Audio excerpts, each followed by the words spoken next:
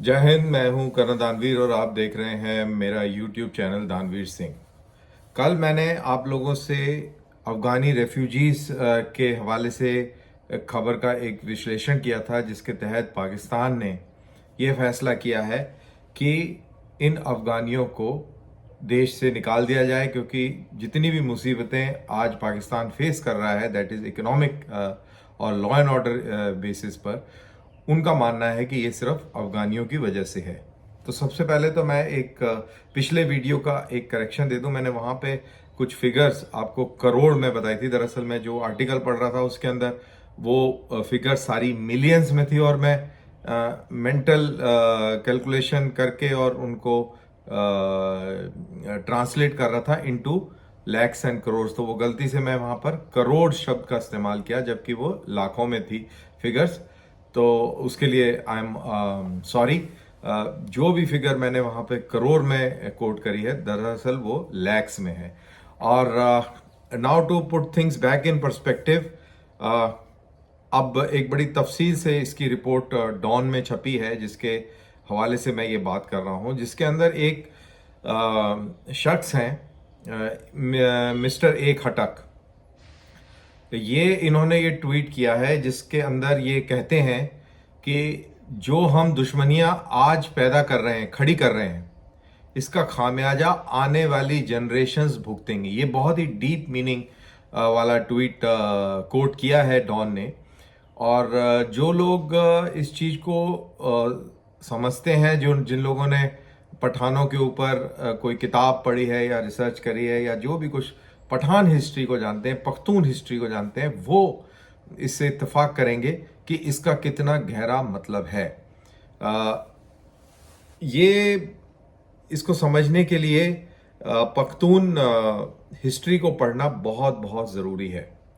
दरअसल ये खटक साहब ये कह रहे हैं कि आपने आज की परिस्थितियों में आपने इनके ऊपर दोष मढ़ दिया, इनको आप देश से निकालने का आपने फरमान दे दिया, लेकिन इससे अफगान सेंटिमेंट आहत होगा।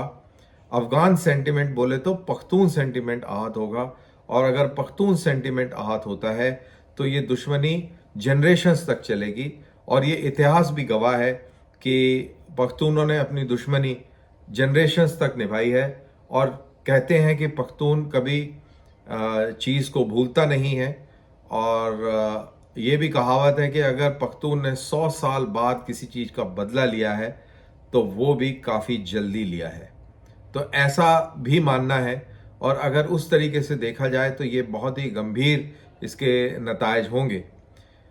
अब इसको थोड़ा सा दो तरीके से देखा जाए। एक तो फौजी पॉइंट ऑफ व्यू से देखा जाए। देखिए, फौजी जो होते हैं, उनकी ट्रेनिंग के हिसाब से देखा जाए तो वो हर चीज़ ब्लैक एंड वाइट में देखते हैं कि ये सही है, ये गलत है। वो बीच का बैंड नहीं देखते, उन्हें ग्रे नज़र कम आता है, और उनके डिसीजंस भी इसी तरीके से होते हैं। और अगर ऐसे डिसीजंस ना हो तो वो लड़ाई भी नहीं लड़ सकते। उनको क्विक डिसीजन लेने होते हैं, उनको बहुत ही सीरियस कॉन्सिक्वेंसेस वाले डिसीजन लेने होते हैं। और ऐसे डिसीजंस लेने के लिए आपका जो माइंड है वो बहुत ही सिंपल तरीके से काम करना चाहिए, कॉम्प्लिकेशन नहीं होनी चाहिए उसमें। क्योंकि अगर कॉम्प्लिकेशन होगी तो आप टाइम ज़ाया करेंगे, आप डिसीजन नहीं ले पाएंगे, और डिसीजन नहीं ले पाएंगे तो आपकी शिकस्त हो सकती है।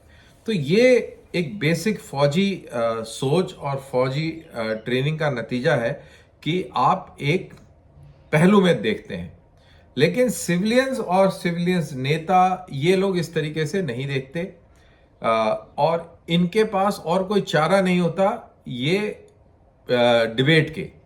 डिबेट डिस्कशन के अलावा इनके पास कोई चारा नहीं होता, क्योंकि इनके पास हथियार नहीं होता, वो पावर नहीं होती। They can't use a brute force directly. तो ये एक ऐसी ब्रॉड सी मैं बात कर रहा हूं। तो ये जो अफगान का जो इशू है, इसको अगर इकोनॉमिकली देखें तो इसमें कोई दो राय नहीं है कि जो पाकिस्तान के अंदर स्मगलिंग होती है, पाकिस्तान के अंदर डॉलर का रिसाव होता है, पाकिस्तान के अंदर unaccounted for law and order issues हैं, टेररिज्म है, इस सब को अगर आप देखें तो उसमें अफगानियों का रोल है, इसमें कोई डाउट नहीं है। अभी मैं कहीं पढ़ रहा था, गवर्नमेंट ऑफ पाकिस्तान ने डेटा रिलीज किया है जिसके अंदर वो कहते हैं कि इस साल तकरीबन 24 या 25 सुसाइड हमले हुए हैं, जिनमें 14 ऐसे हुए हैं जिसमें अफगान नेशनल्स इन्वॉल्व हैं, यानी कि अफगानी लोग इन्वॉल्व हैं, और इनडायरेक्टली कहें तो, ब्रॉडली कहें तो पठान इन्वॉल्व हैं। अब ये वाला इशू अगर इस लेंस से देखा जाए तो बहुत ही इमोशनल इशू है फॉर पाकिस्तानीज कि भाई हमारे मुल्क में आप दहशतगर्दी भी कर रहे हैं, आप हमारे मुल्क में इलीगल ट्रेड भी कर रहे हैं, आप ये कर रहे हैं, वो कर रहे हैं, और हमारी जो पूरी इकोनॉमी है उसका बेड़ा गर्क हुआ है, इन्फ्लेशन 31% पर पहुंचा हुआ है। दूसरी चीज जो उभर के आ रही है वो ये आ रही है कि पाकिस्तानी आर्मी चीफ ने ये कहा है कि जो भी पाकिस्तानी फौजी स्मगलिंग में इन्वॉल्व हैं उनके खिलाफ बहुत जबरदस्त कार्रवाई होगी, कोर्ट मार्शल की कार्रवाई होगी। और इसको लेकर पंजाबी पाकिस्तान में बहुत हर्ष का सा माहौल है, बहुत तारीफ हो रही है चीफ ऑफ आर्मी स्टाफ की। तो मैं खटक साहब के जो ट्वीट का हवाला लेते हुए और इस खुशी का जो इजहार जो पंजाबी लोग कर रहे हैं, इनको जोड़कर मैं कुछ आपसे बात करूंगा, अपना ओपिनियन रखूंगा। लेकिन वो ओपिनियन रखूं उससे पहले मैं आपको एक चीज और याद दिलाना चाहता हूं। जब अफगानिस्तान में तालिबान जीत रहे थे और अमेरिकी भाग रहे थे, उस समय पाकिस्तान के अंदर बहुत खुशियां मनाई गई और पंजाबी पाकिस्तान एकदम एक जश्न के से माहौल में डूब गया। उनका ये कहना था कि ये बहुत ही बड़ी स्ट्रेटेजिक विक्ट्री है और ये इसका असर सदियों तक देखने को मिलेगा। इस विक्ट्री से साफ कर दिया है पाकिस्तान ने कि वो अमेरिका जैसी सुपर पावर हो या माजी में सोवियत यूनियन जैसी सुपर पावर हो, उसको हराने की सलाहियत और मादा रखता है। और उन्होंने हिंदुस्तानियों की तरफ देखकर खूब तालियां बजाई और उन्होंने कहा कि अब कश्मीर बनेगा पाकिस्तान। तो ये सारी चीजों को ध्यान में रखते हुए अब आते हैं खटक साहब के ऊपर, कि खटक साहब ये जब कह रहे हैं कि ये जो दुश्मनियां आज आप पाल रहेंगे, इसका असर आने वाली पीढ़ियां करेंगी। उसके पीछे ड्यूरेंट लाइन है। आप ये मानिए कि ड्यूरेंट लाइन को कभी भी किसी भी अफगान सरकार ने तस्लीम नहीं किया, पाकिस्तान के आम पठानों ने उसको तस्लीम नहीं किया, क्योंकि इनका ये मानना है और हकीकत भी है कि ये पठान लैंड है।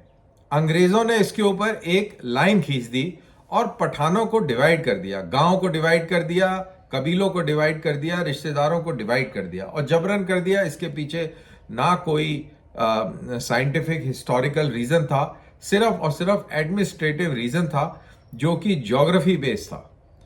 अब उन्होंने एक लाइन खींच दी, तो लाइन खींचने से बॉर्डर ऐसे नहीं बन जाते। ये कोई अरब धरती नहीं है जहां पर अंग्रेजों ने सीधी सीधी लाइन में बॉर्डर बना दिए और मुल्क खड़े कर दिए, जैसे सीरिया हो गया, बगदाद हो गया, Saudi Arabia, Egypt, Libya, Morocco. ये ऐसे नहीं है कि सीधे सीधे खाने बना दिए और ये मुल्क, ये मुल्क। इनका मानना है कि यहां पर ट्राइबल लॉयल्टीज, ट्राइबल वैल्यूज बहुत स्ट्रांग है, ट्राइबल नेशनलिज्म बहुत स्ट्रांग है और इसको आप ऐसे तकसीम नहीं कर सकते। तो इस चीज को किसी ने भी नहीं माना है। और अब आप इनके जो ई परमिट्स हैं, जो अभी तक ई परमिट्स मिलते थे कि आप वहां से आइए, ई परमिट लीजिए, 3 महीने का काम कीजिए और फिर आप वापस चले जाइए या रिन्यू करा लीजिए, अब वो सब रद्द हो गए हैं। अगर अब आपको कांधार से पाकिस्तान आना है तो आपको प्रॉपर पासपोर्ट और वीजा में आना पड़ेगा। तो ये इस मूल थॉट और आइडिया के खिलाफ है कि पख्तून लैंड है ये, it is an undivided land by and undivided land divided by an imaginary line called Durand line. और ये लोग इसको नहीं मानते। पख्तून तहफ़्फ़ुज़ मूवमेंट को आप ले लीजिए या कोई भी जो मूवमेंट पठानों में चला है उसको ले लीजिए। तो ये बहुत ही सेंसिटिव है इस बात को लेकर। और अब आप कह रहे हैं कि ये लाइन, बेसिकली आप ये ड्यूरेंट लाइन को और पक्का करने जा रहे हैं। तो ये आपको लगता है कि पाकिस्तान की सारी समस्याएं इससे हल हो जाएंगी? आपकी गलत फहमी है। खट्टक साहब का ट्वीट दोबारा पढ़िए और आपको समझ में आएगा कि इसका क्या नुकसान होगा। और इसका नुकसान अब जिस तरीके से खुशी मनाई जा रही है पंजाब में, पाकिस्तानी पंजाब में, तो इसका खामियाजा पाकिस्तानी पंजाब को भुगतना पड़ेगा। और पाकिस्तानी पंजाब को इस चीज की तपिश महसूस होगी। ये ह्यूमैनिटेरियन इशू है। पठान लोग बहुत ही प्राउड कम्युनिटी है, बहुत ही प्राउड रेस है। उनकी औरतों को, बच्चों को अगर आप तंग करेंगे तो वो आपको नहीं छोड़ेंगे। और अभी कुछ ही दिन, चंद रोज पहले, आपकी सिंध की पुलिस ने निर्दोष अफगानियों को, जो मैं पढ़ता हूं, और मैं किसी और न्यूज पोर्टल की बात नहीं कर रहा, पाकिस्तान के द डेली डॉन की बात कर रहा हूं, जो पाकिस्तानी न्यूज़पेपर है। वो कहता है, वो कोट करता है किसी कमेंटेटर को, पॉलिटिशियन को, कि निर्दोष अफगानियों को टारगेट किया गया, उनके बीवी बच्चों तक को हिरासत में लिया गया। ये अंडरलाइन है। और ये वो लोग थे जिनके पास लीगल परमिट था पाकिस्तान में काम करने के लिए। तो आप देखिए कि ये एक सेंटिमेंट को दर्शाता है कि बीवी बच्चों तक को हिरासत में ले लिया। और जब इनको हिरासत में लिया है तो इन सब की तस्वीरें हैं। तो आप सोचिए कि कितना सेंसिटिव और इमोशनल मैटर हो जाता है अगर आप पख्तून लेंस के हिसाब से देखें। अब ये तो रही बात आइडिया की, नरेटिव की, सेंस की क्या है। अब इसकी प्रैक्टिकलिटी पे उतर आते हैं। 12 लाख के करीब पठान पाकिस्तान के अंदर लीगली हैं। और एज पर Dawn newspaper, United Nations refugee के आंकड़े, कमीशन के आंकड़े अगर आप देखें, तो उसके हिसाब से पाकिस्तान के अंदर तकरीबन 90 लाख इलीगल तौर पर अफगानी रह रहे हैं। To be precise 90 lakh, again फिर मैं गलत बोल गया, to be precise 8,80,000, 9 lakh Afghani illegally रह रहा है और लीगली 1,20,000 के करीब अफगानी रह रहा है। तो आप मेरे को ये बताइए, जो इलीगली तकरीबन 9 लाख अफगानी रह रहा है, आप 9 लाख अफगानियों को कैसे डूरेंट लाइन पार कराएंगे? क्या आपने आदेश दे दिया और अफगानी ने अखबार में पढ़ा, जो अफगानी पिछले 40 साल से पाकिस्तान में रह रहा है, वो चुपचाप से अखबार में पढ़ के, डेडलाइन को समझ के, और अपना टिकट बुक कराएगा और अपने भी बच्चों को ले जाके तोरखम बॉर्डर पर अपने आप को खड़ा कर लेगा और फिर उसके बाद में अफगानिस्तान चले जाएगा? क्या ऐसे होगा? इन लोगों के यहाँ पर बिजनेसेस हो गए हैं, कारोबार हो गए हैं, इन्होंने अपने घर बना लिए हैं, इनके बच्चे यहाँ स्कूलों में पढ़ने जाते हैं। इनमें से बहुत सारे लोग ऐसे हैं जो, इनफैक्ट अक्सरियत इनमें से वो है जो तालिबान रेजीम को एक्सेप्ट नहीं करती। यहाँ पर जो अफगानी रहते हैं, पढ़ते हैं, उनकी लड़कियाँ स्कूल जाती हैं, उनकी वो अपनी बहू बेटियों को liberal, so called liberal, not liberal जैसे कि हम लोगों का लिबरल है, लेकिन अगर तालिबान से कंपेयर करें तो उससे काफ़ी लिबरल माहौल में रखना चाहते हैं। वो उनको पाकिस्तान में मिलता है, यानी कि औरतों को पढ़ने का मौका मिलता है, जिसको काम करना है, अगर करना है तो काम करने का मौका मिलता है। तो ऐसे माहौल में रहने वाले अफगानी जो कि तालिबान को पसंद नहीं करते, आप इनको उधर धकेल रहे हैं। फिर एक अफगानियों में कम्युनिटी है हज़ारा कम्युनिटी। हज़ारा कम्युनिटी के अंदर कितने ऐसे वाकयात हैं जिसमें हज़ारा कम्युनिटी की लड़कियों को रेप किया है इन तालिबानियों ने। तो क्या आप ऐसी सिचुएशन में, ऐसे माहौल में इन लोगों को, बेचारों को धकेल देंगे?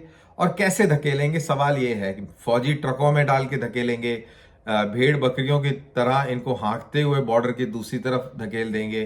क्या इनकी तरफ से कोई रेजिस्टेंस नहीं आएगा? अगर रेजिस्टेंस आएगा तो क्या इनके ऊपर आप गोलियां चलाएंगे, इनको मारेंगे? कैसे करेंगे, और एक ये बहुत ही बड़ी ह्यूमैनिटेरियन क्राइसिस में डेवलप होने वाला है। और अगर आप अपने कहे पर खरा नहीं उतरते हैं, दैट इज फौज, दैट इज आपके जो जनरल हाफिज सईद हैं, क्या नाम है जो भी है, मुनीर, तो उनकी क्रेडिबिलिटी क्या रह जाएगी, फौज की क्रेडिबिलिटी क्या रह जाएगी। और पठानों के ऊपर आप जब्र करेंगे तो आपके अंदर जो पठान फौजी हैं उनके ऊपर क्या बीतेगी। तो ये सारे फैक्टर्स इन्होंने शायद सोचे नहीं हैं, इन्होंने इमोशंस में आकर, और जैसा मैंने बोला कि फौजी ब्लैक एंड वाइट तरीके से सोचता है, और उस तरीके से सोचते हुए इन्होंने डिसीजन लिया है। और खटक साहब का ट्वीट का हवाला फिर से देते हुए मैं ये कहूँगा कि इन लोगों को अफगानियों का दर्द समझना चाहिए और इसको और ह्यूमैनिटेरियन तरीके से डील करना चाहिए। इनह्यूमन तरीके से आप डील करेंगे तो आपके लिए मुश्किल पैदा होगी, और आपके लिए मुश्किल पैदा होगी तो यकीन मानिए पूरे इलाके के अंदर माहौल बिगड़ सकता है। तो इस चीज़ का ध्यान रखें। मेरा वीडियो यहाँ पर समाप्त होता है। आप इसको लाइक कीजिए और प्लीज़ शेयर कीजिए। फिर मिलते हैं नए टॉपिक के साथ। इजाज़त। जय हिंद।